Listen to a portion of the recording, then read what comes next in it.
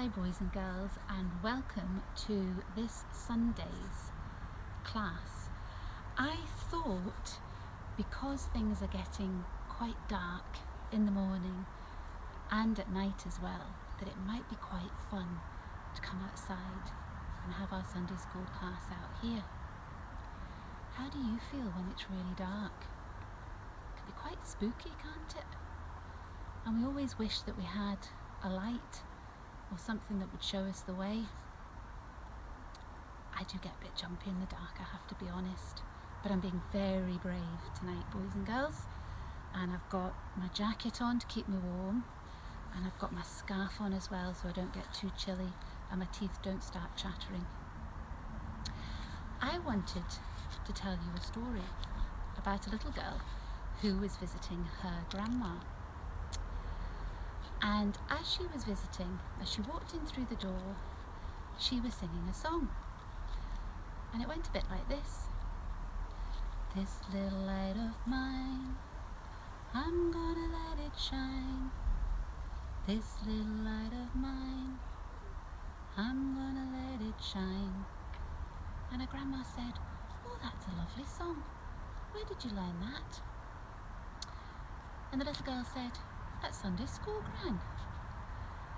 And the Gran had a wee think, and she said, "Do you know, I learnt a lovely song at Sunday school too. And it goes a bit like this.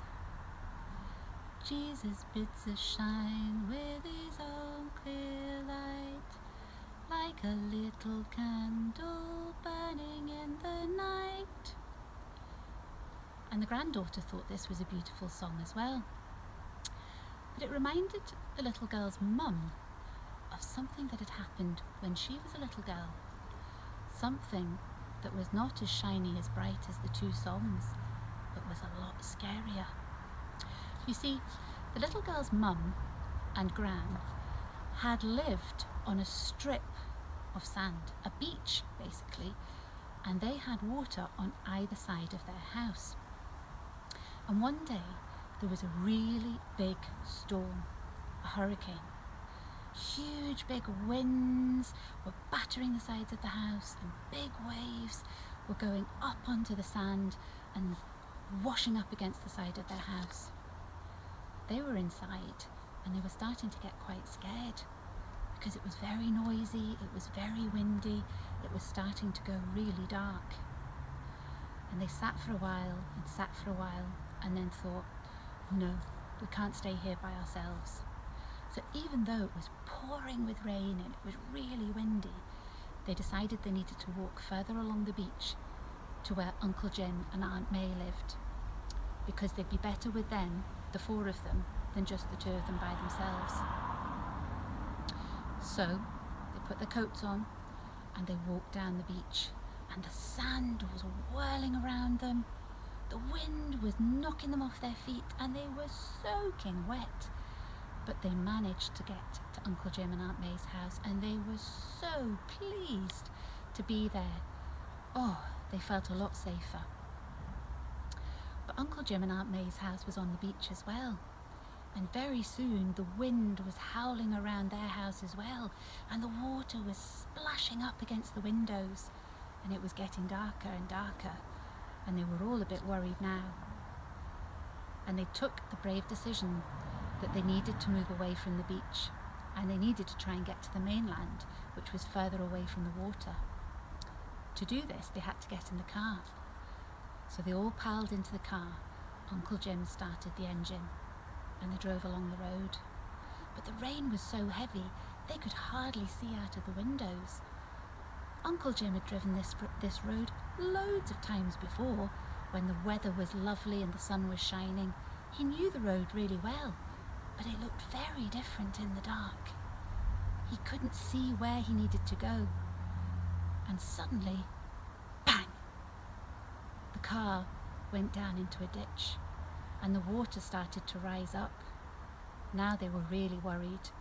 They knew they had to get out of the car before something terrible happened. So they climbed out of the car, and holding each other's hand, they walked in the horrible wind and the horrible rain. They had no idea where they were or where they were going. They just knew that they had to get away and they had to keep walking. Then suddenly, in the distance, they saw a light flickering. It was dark everywhere. There were no stars in the sky, but this little light flickering in a window. And they followed that light, and that light led them to a house. And the people who lived in this house knew that there might be people in trouble who might need their help, and they had placed a little candle on the windowsill as a guiding light to come and stay with them, where they would find shelter, protection, warmth and kindness. The song that the little granddaughter sang spoke about a little light, and Grandma's song too talked about a little candle. And if we think about Jesus, Jesus wants us to shine his light to everyone we meet, wherever we go, wherever we are. He wants us to be a beacon of light, a sign of hope and joy to everyone who needs it.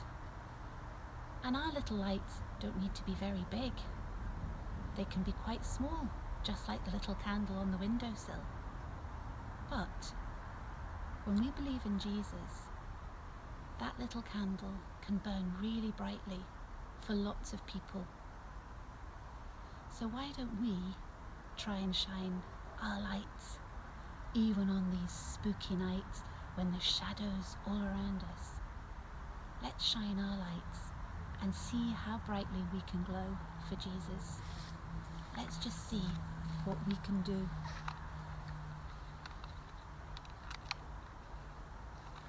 Because it's always a lot nicer when there's a little glow of light.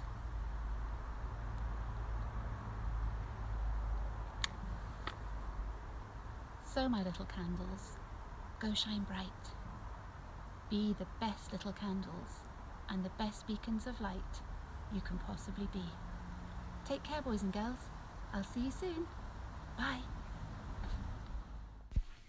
Jesus bids us shine with a pure, clear light, like a little candle burning in the night. In this world of darkness, so we must shine. You in your small corner and I in mine. Jesus bids us shine, first of all for him. Well, he sees and knows it if our light grows dim. He looks down from heaven to see us shine. You in your small corner and I in mine. Jesus bids us shine, next for all around. Many kinds of darkness in this world abound, sin and want and sorrow, so we must shine. You in your small corner and I